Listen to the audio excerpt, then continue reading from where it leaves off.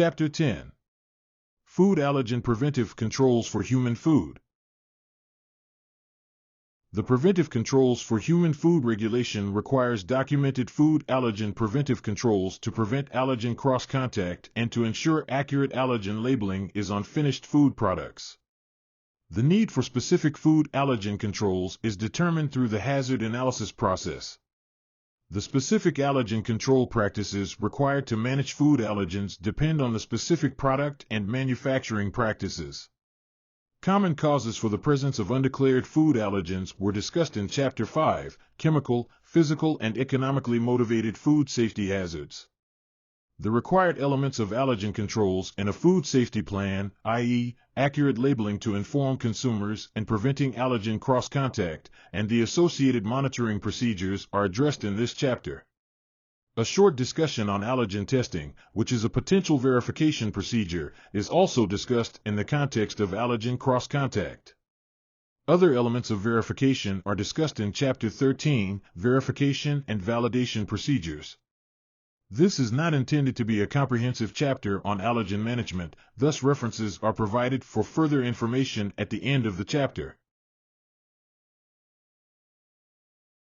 As with process controls, Chapter 8, Hazard Analysis and Preventive Controls Determination describes the process of evaluating food allergen hazards to determine the allergen preventive controls that are required to be included in the food safety plan. The slide above illustrates one of the steps identified in the E.g. Food Company omelet example as requiring an allergen preventive control. Biscuits have a wheat allergen, which is not present in their other products. The step illustrated, receiving frozen ingredients, biscuits, column 1, identifies the specific food allergen, wheat, column 2, and concludes that a food safety hazard requiring a preventive control is present, column 3. The justification, column 4, includes two elements related to allergen control. Other elements of verification are discussed in Chapter 13, Verification and Validation Procedures. 1. The need for allergen labeling to inform consumers, and 2. The need to control allergen cross-contact because other products do not contain wheat. Column 5 identifies two preventive controls to address the allergen concern. 1. Allergen labeling at other steps and 2. Sanitation to prevent allergen cross-contact at a subsequent step. Neither of these are CCP, they are not controlling a specific processing action, but both of them are preventive controls that must be addressed in the food safety plan.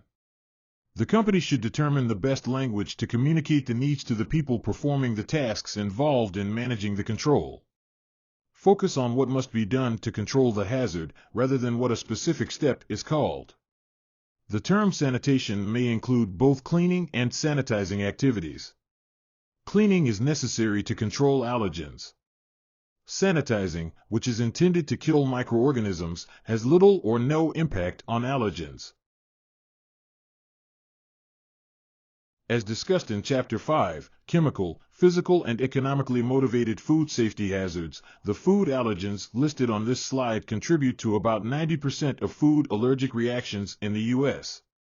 The Food Allergen Labeling and Consumer Protection Act, FALPA, mandates labeling for these food allergen groups if they are present in a food product. Thus, these are the allergens that you would identify as hazards requiring a preventive control during the hazard analysis if they are present in your product.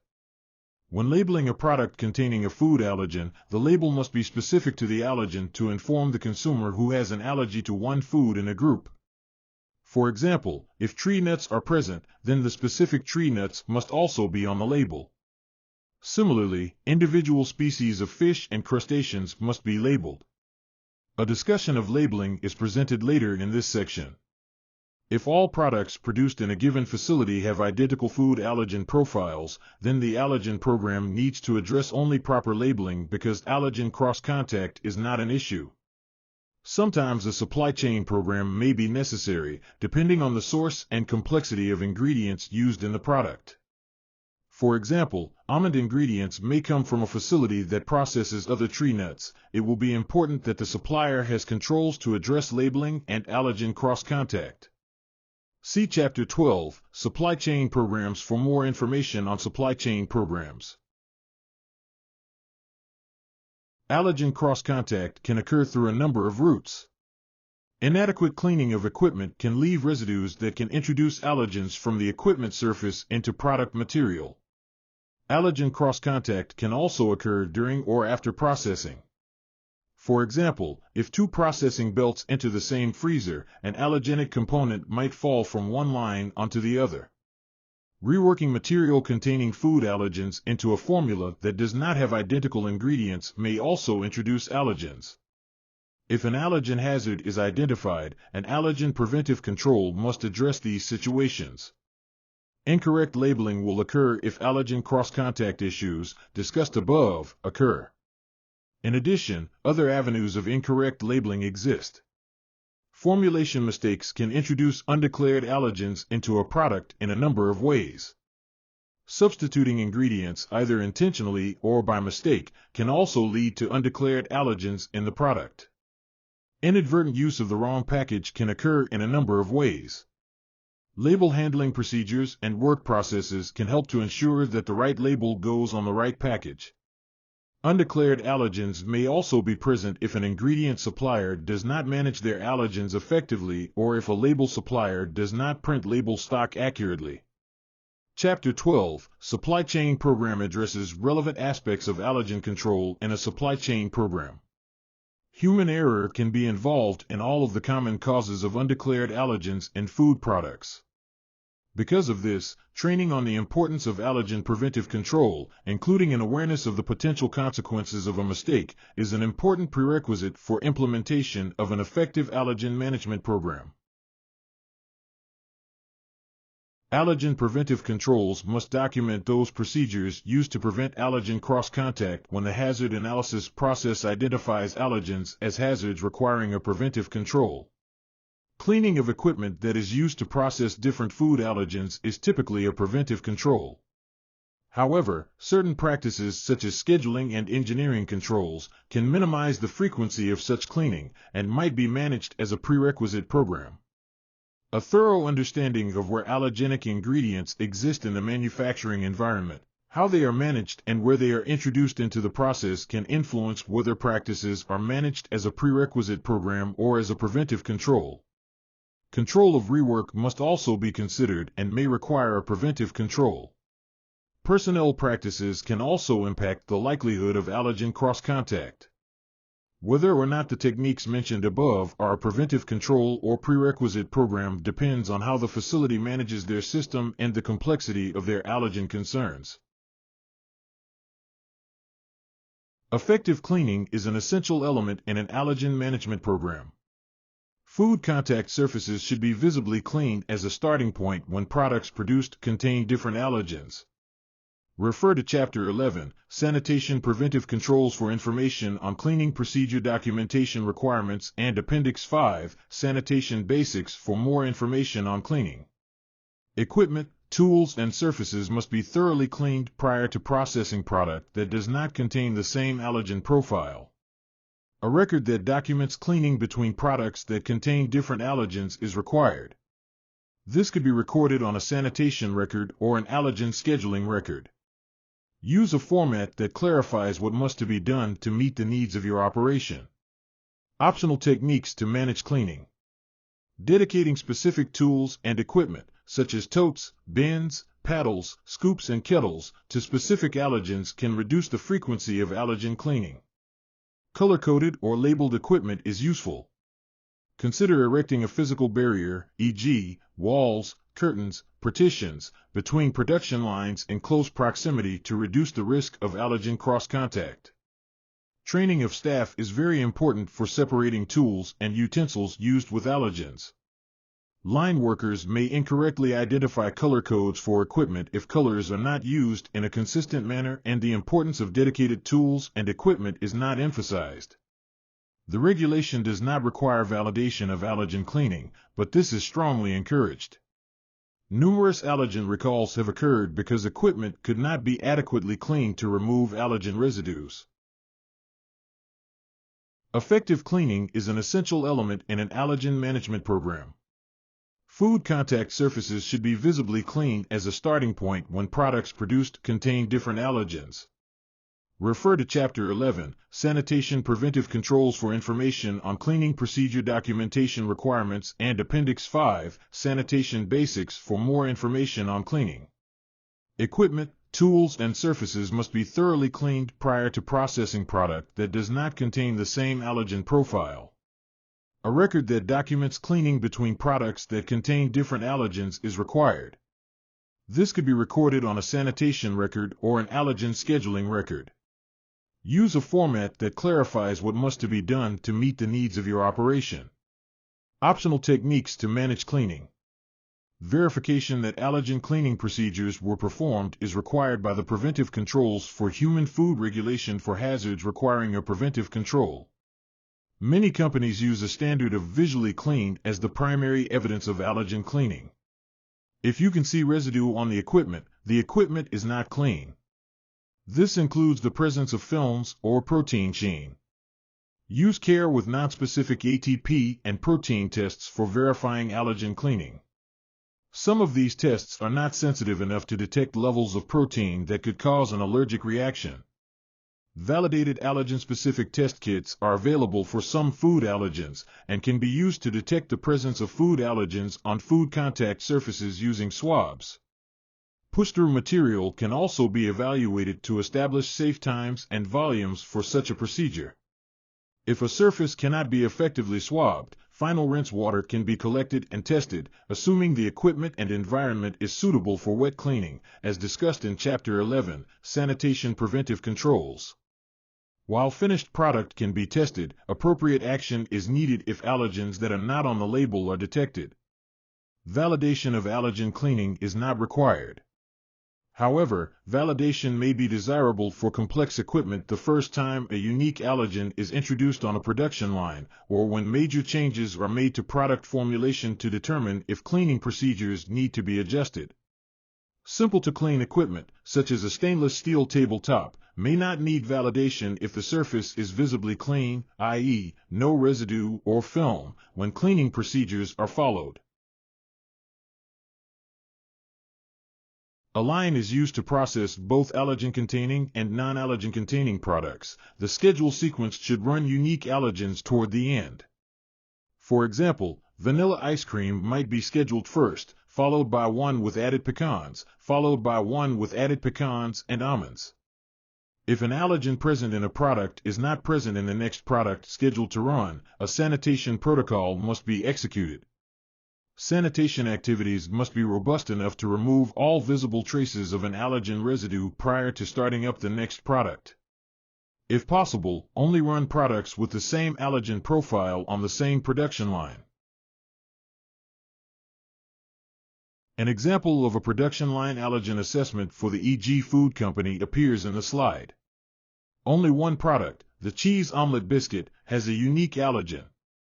Scheduling implications and cleaning implications are noted. The Food Allergy Safety, Treatment, Education and Research Act was signed into law by President Biden on April 23, 2021, naming sesame as the 9th major food allergen in the U.S. and requiring it to be declared on food labels beginning January 1, 2023. The E.G. Food Company chose to monitor run sequencing using the form in the slide.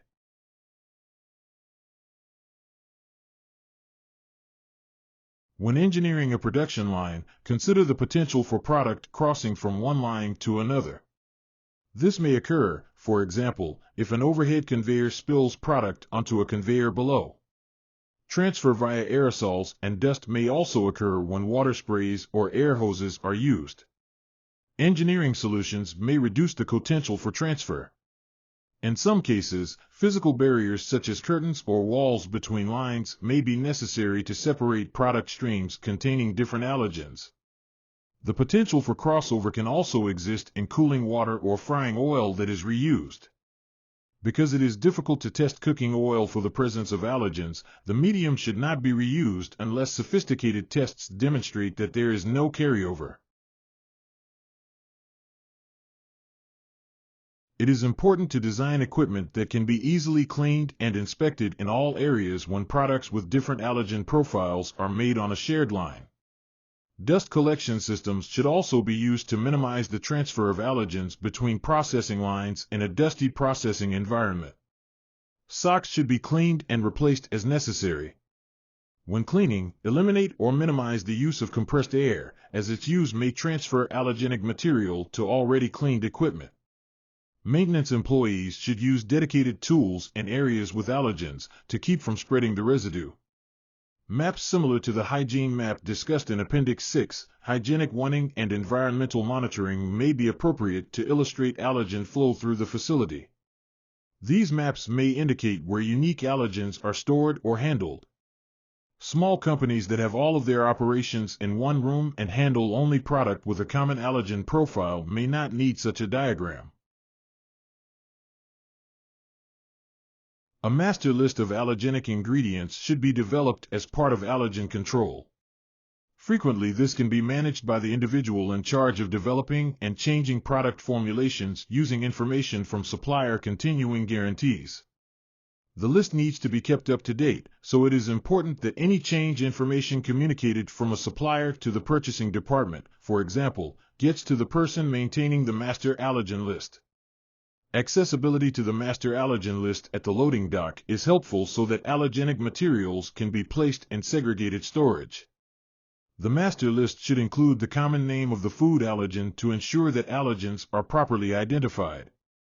For example, some ingredient names do not directly identify the allergenic material, such as sodium caseinate, which contains a milk allergen, or lecithin, which may contain a soy allergen.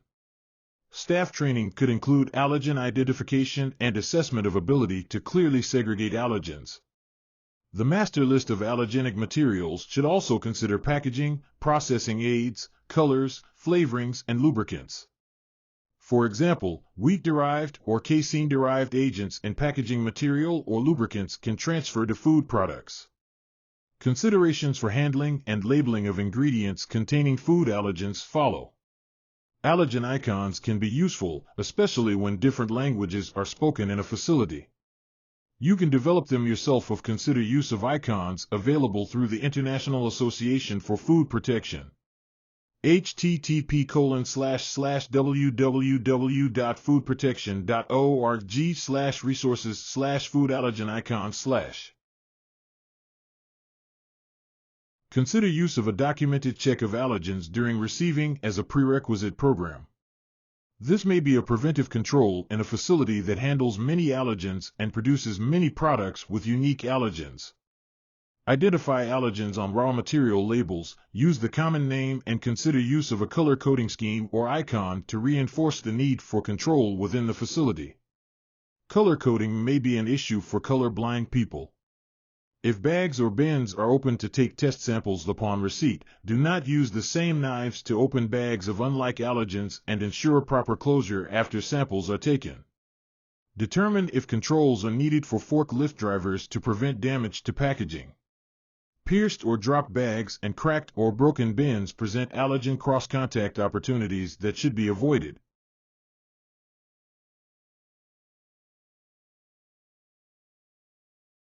Consider use of a documented check of allergens during receiving as a prerequisite program. This may be a preventive control in a facility that handles many allergens and produces many products with unique allergens.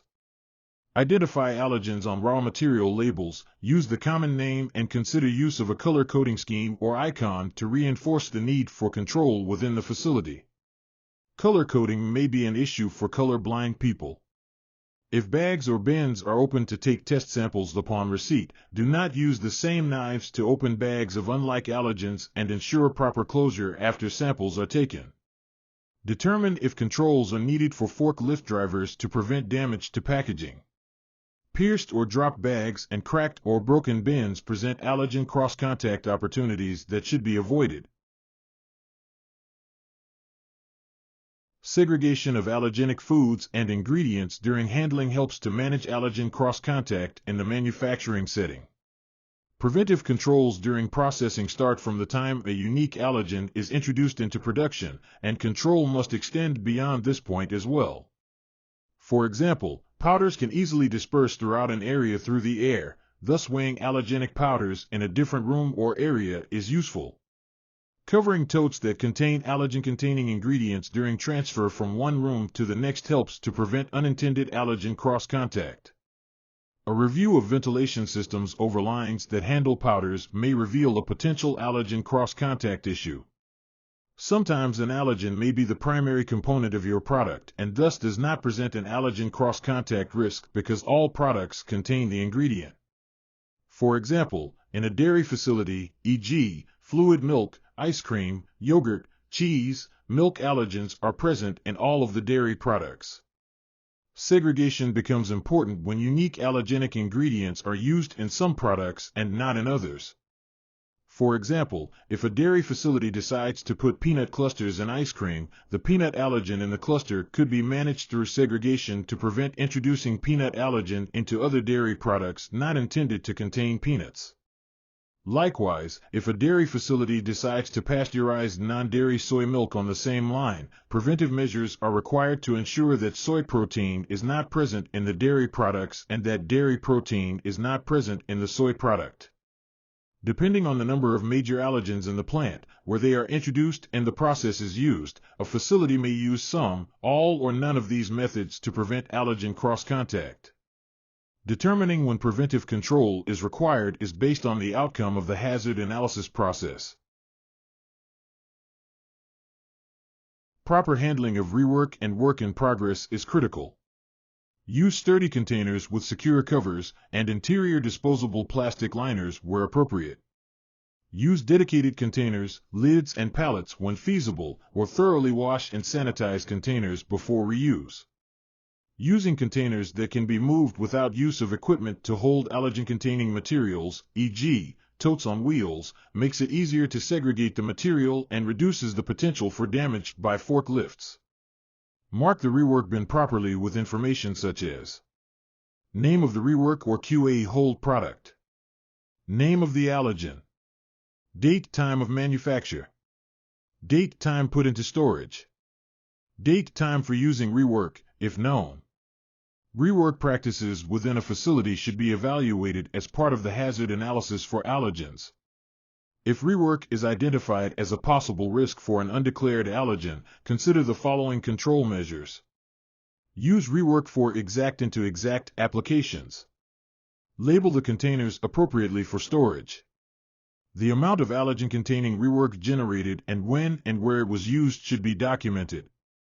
This documentation helps reduce the risk of accidental product mixing.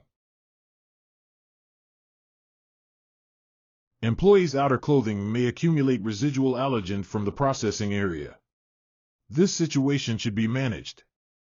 Approaches to consider include providing dedicated outer clothing, e.g., jacket or smock, that remains in the entrance to the processing area during breaks. Controlling traffic patterns to reduce allergen cross-contact, such as limiting the traffic of people and raw materials into and out of areas processing allergen-containing product, is often effective. Avoid having employees work on a processing line that contains allergens and then move to a different processing line that does not contain the same allergen profile. Gloves can also be a potential source of allergen cross-contact. Disposable gloves should be discarded immediately after use to avoid allergen cross-contact issues. Procedures that ensure accurate allergen labeling are required in the food safety plan when a product contains a food allergen.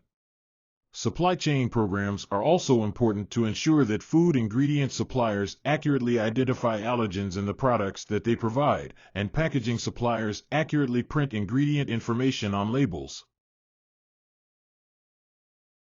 Ensuring that a food product has the correct label and package is a key component in protecting the food allergic consumer because it is the only way for them to know the allergens that are in the product.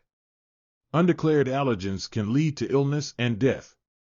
Moreover, labeling and packaging errors are leading causes of allergen-related recalls, which can cause brand damage, regulatory inquiry, manufacturing disruption, and potential liability when illness occurs. You must ensure that all allergens are properly identified on the product label. FALPA, see additional reading, provides regulatory requirements that apply to ensure proper allergen labeling on FDA-regulated products. As discussed in Chapter 5, Chemical, Physical and Economically Motivated Food Safety Hazards, labeling errors are a primary cause of recalls. Consider controls to check for printers' errors prior to labeling. In most facilities, a preventive control to ensure that the right label or package is applied to the product will be an allergen control. Proofreading label copy is a useful tool to prevent errors, and some organizations consider this a preventive control. If the label is complicated, use a couple of people during proofreading and consider developing a written approval process. Using an identity coding system for printed labels and packages, e.g., color codes that are easy to visualize, can help with effective label management on the production floor. Procedures that do not allow commingling of labels on the same pallet during shipping minimize the potential for the wrong label to be used in production. Potential resources for determining labeling options when an ingredient has a precautionary label are FDA's Guidance for Industry listed in additional reading and the Food Allergy Research and Resource Program, FARRP. Precautionary labeling, such as may contain or manufactured in a facility that produces a specific allergen, is not a preventive control. While unintentional allergen cross-contact of food products with major food allergens can occur in the manufacturing process when product is exposed to the environment, precautionary labeling cannot be used to compensate for poor GMPs. When an ingredient has a precautionary label, you must determine how to handle this in regard to your allergen labeling requirements. Chapter 12, Supply Chain Program addresses requirements for supply chain programs, which include documentation and verification procedures. Ensuring that the correct label is applied to a product containing a food allergen is a required allergen preventive control. A variety of approaches may be used to help achieve this. Continuous monitoring, such as a barcode scanner, is most effective, but may not be affordable for some processors. Colored striping on stacked flat labels and packaging machines is another approach to reduce operator errors. This is particularly useful when the label supply runs out mid-production.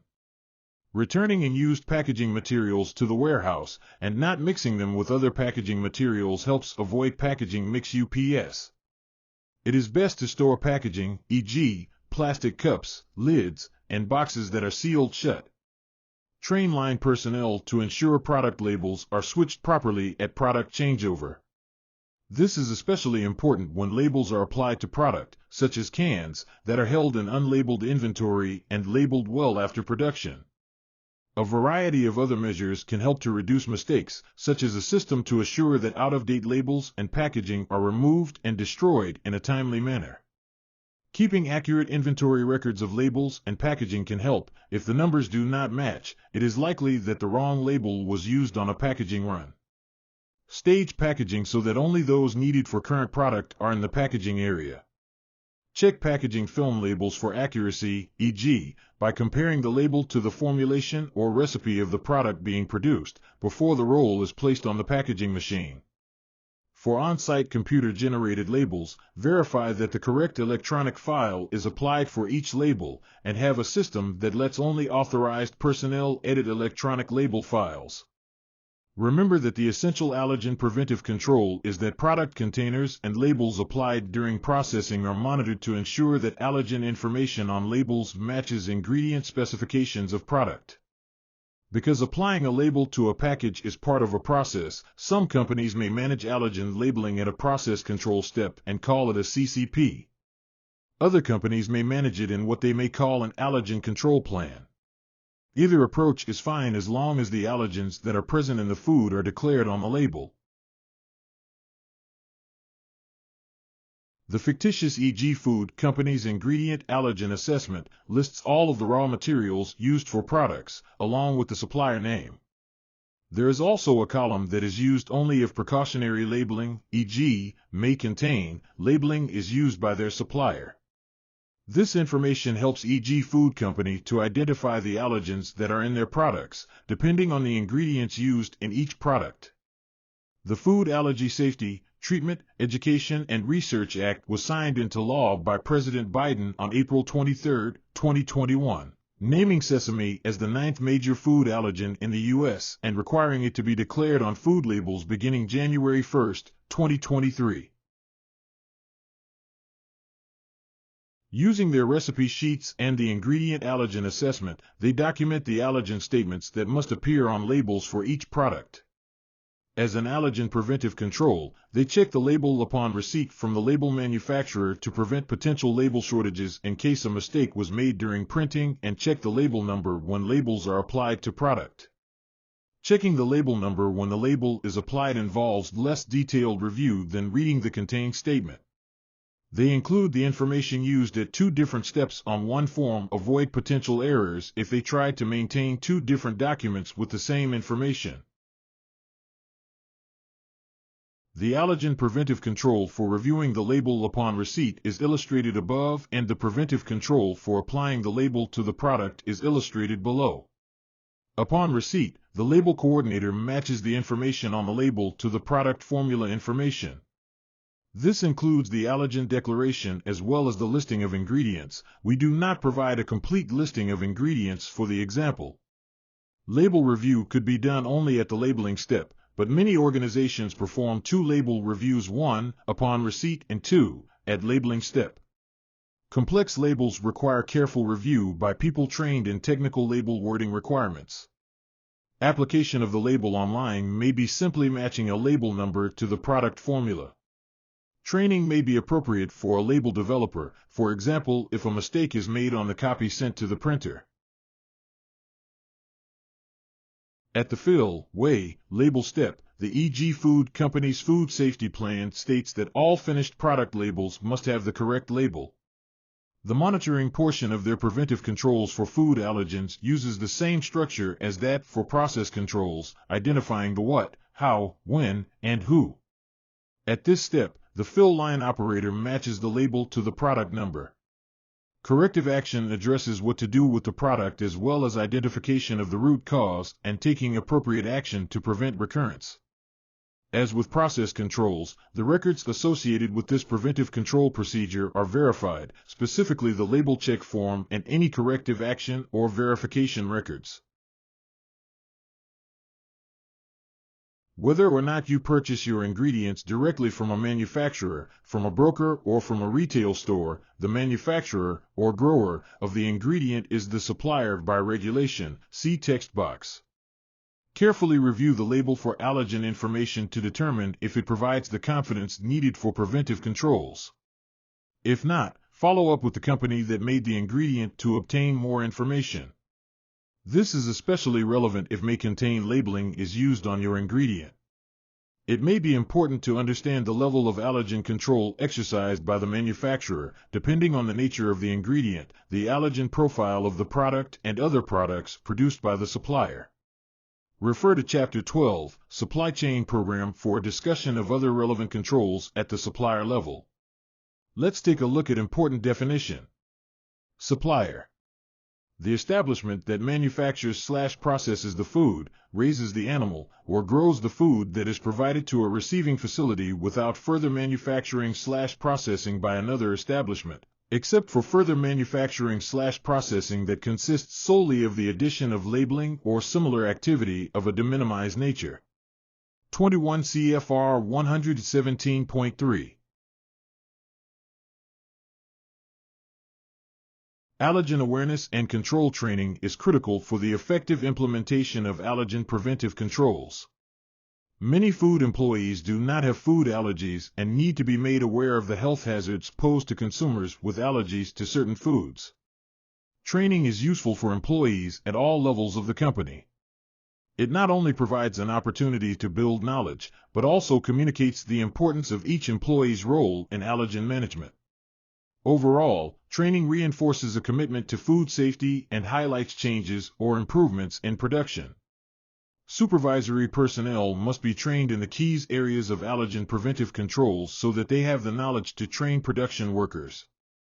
Food production workers must be trained in each of the areas relevant to their job responsibilities. Food allergen training at regular intervals reinforces proper practices and reminds workers of their importance to food allergic consumers. The section on allergens in Chapter 5, Chemical, Physical and Economically Motivated Food Safety Hazards, is a good starting point for allergen awareness training. Sanitation chemical providers frequently have training materials on allergens as well. It is important to know your culture and the type of training that works at your location. Budget constraints may limit the options, but good external training is available through recognized resources. The University of Nebraska's Food Allergy Research and Resource Program, FARRP, provides resources and training relevant for food manufacturers. Food allergens present a risk to consumer health and are a major cause of food safety recalls. Because of this, food allergen preventive controls are required to prevent allergen cross-contact with food allergenic material and ensure that products are accurately labeled. A variety of methods exist to reduce the potential for undeclared allergens to be present in food products. These include your supply chain program, ingredient handling, allergen cross-contact prevention, accurate labeling, and employee training. Additional training and information on food allergens is available through resources listed in Chapter 7, Resources for Food Safety Plans. Keep up the good work. Make sure to review all the chapter resources and please complete all activities and exercises. See you next chapter.